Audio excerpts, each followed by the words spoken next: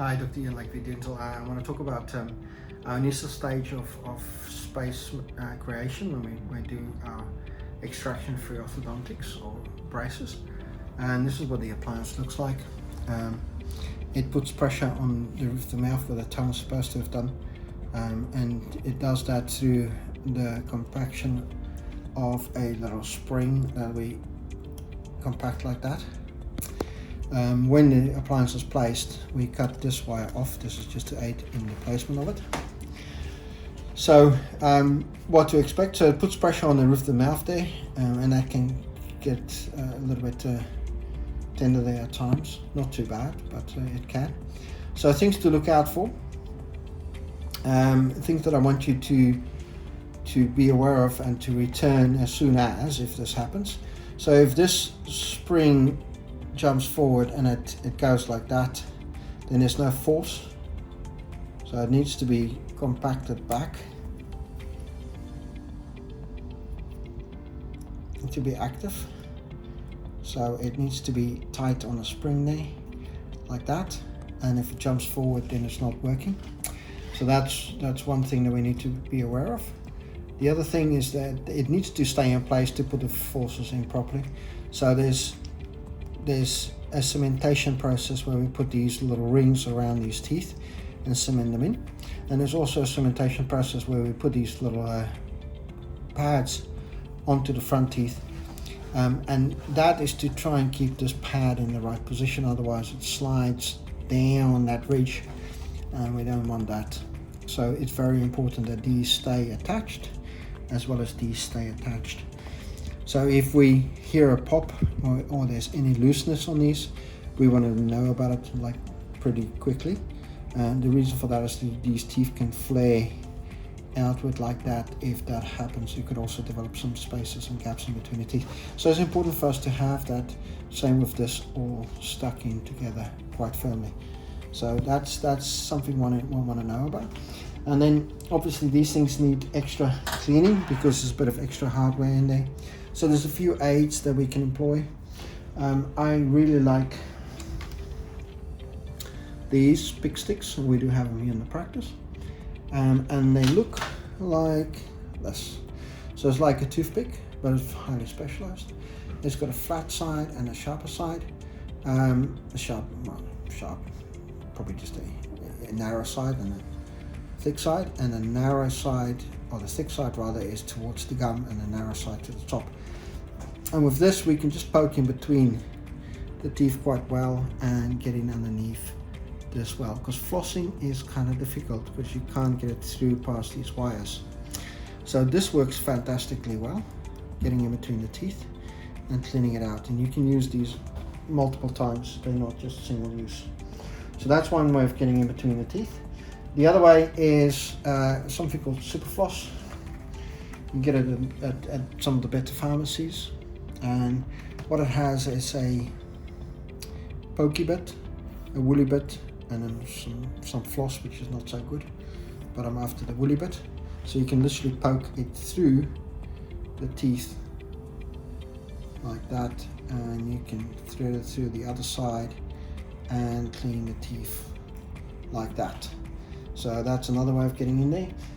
And failing that, normally provided in our packs is a dental floss threader, and it kind of simulates this pokey bit that you then can feed the floss in there and poke it through and then do normal flossing. It actually has instructions on the back there.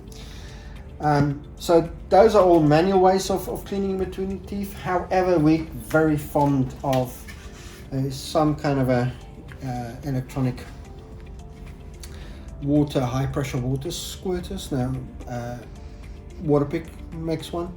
We like this tank because normally I use a full of a tank in one go, whereas the handheld one will need multiple fillings. We do have some of them in the practice, but it's a different make, but they only make the handheld one. So we do sell these, but we do prefer the bigger one for that, and it's just getting in between and squirting all the food and the plaque out in between those teeth. So that as far as cleaning goes. then a normal brushing technique as well would be fantastic. So we need to get in underneath these metal bars, and to do that we angle the bristles of the brush kind of like this, getting in there. And you can do the same on these front teeth, get underneath those bars there like that. And then also on the inside, angle it like that and get in underneath that.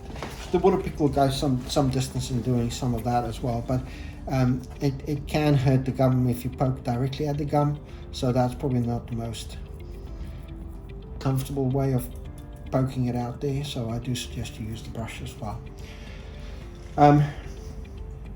There's normally a clean kit that goes with it.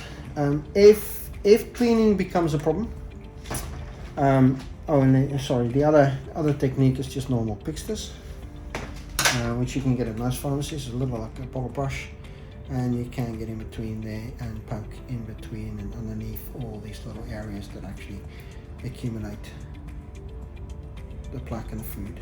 So those are quite handy as well. Now, in cases where there's really struggle and the gums are really flaring out, then, or flaring up rather, and getting really infected, then we do suggest this solution. Now it's got a polysaccharide, which is a sugar that attacks bad bacteria only, if you want to believe that there's bad bacteria, but the bacteria that kind of causes the inflammation in the gum. And you dip one of these picksters into that solution. It's a foamer, and it foams up like this, and you can dip the pickster in there and then clean in between and around the teeth as much as you can. There's also a toothpaste version, which is for maintenance. So we do like these for the patients with the extra cleaning need to be able to function properly. So the other thing to expect is that these areas here at first can be quite scratchy on the cheeks and the tongue sometimes.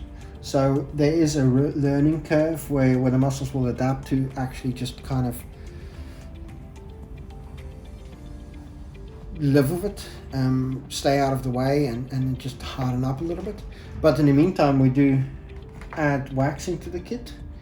So it's a wax, and you can just get a little ball like that, warm it up in the fingers a little bit, make sure the area is dry, and just poke it on there and make sure that it's nice and out of the way as far as the cheeks go. So that you probably need for a couple of weeks if you can't do without, and they can also go at the back there wherever you need. Now these wax are non-toxic, they just kind of, if you swallow it, it's not a problem at all. So that's as far as the wax go in the cleaning, and don't expect any movement in the first month. I have been surprised by some patients, but mostly there's no movement in the first month.